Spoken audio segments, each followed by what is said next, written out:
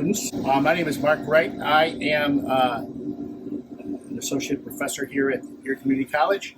I am also the National Secretary of the American Culinary Federation, the largest professional organization of chefs in the country. So I just want to, we're doing a few things for you today. But today we're going to bone out an Atlantic salmon. And not bone it out per se, but we're going to fillet it, save the scraps and things like that.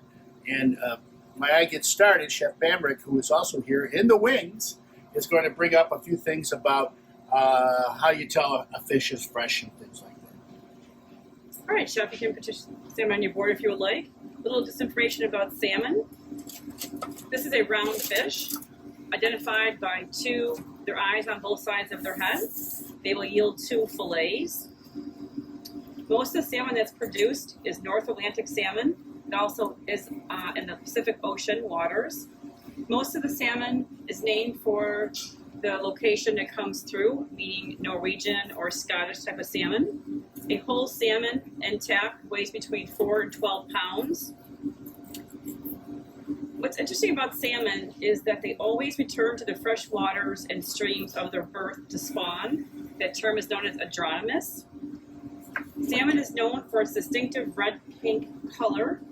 The pink color comes from what they consume in the ocean, which would be crustaceans. Examples would be shrimp, lobster, and crab. They feed on those, and their skin then produces a nice bright red-pink color. Chef Wright is now starting to fillet the salmon. When you're looking at salmon, you want to make sure you are aware of the 7 signs of freshness. Number one thing to remember is smell. There should be no odor whatsoever. There should be no ammonia odor. It should just smell fresh like the ocean. If there's an ammonia odor, there's a little bit of age on that. I'm going to stop for a second. Chef is segmenting the fillet with a boning knife, a very large boning knife, which is called a scimitar. You need to have a nice flexible boning knife to get to the bone structure of the delicate fish. He has 1 fillet off.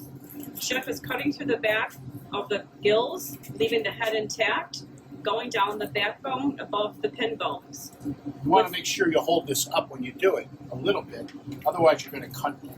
So you just want to glide your knife as I'm feeling that backbone. Glide your knife. All right, I'm going to give it a quick sharp. You want to get back to where you were. And you can hear the crunch of the bones. All right, and I'm keeping it as close to the bone as possible. All right, so we get it all done. This is what we have left over. Is that now in some Asian restaurants they save this here, they cut this off and they call it the collar, and it's a delicacy. They just cut the head off and they add that because all this is really nice meaty fish. All right. Chef, I'm going to talk a little bit about the gills and the eyes. If you could just show the class. Eyes should be clear and full. They should not be sunken in. It shows that it's drying out. The gills should be intact and bright red. If they're a very dark brown, it's showing age. The texture, it should be firm. It should not be mushy or spongy. It should spring back. The fin and scales should be moist and full. It should not be dry or damaged. The fish should have moisture on it. It should be glistening. It should have no bruise or no spotting. Lastly, when you're purchasing fish, if it's a fresh fish, it should move. You should show some movement. If you have clams, you should touch. When you touch them, they should snap back. Make sure you stir your fish appropriately between 30 to 34 degrees.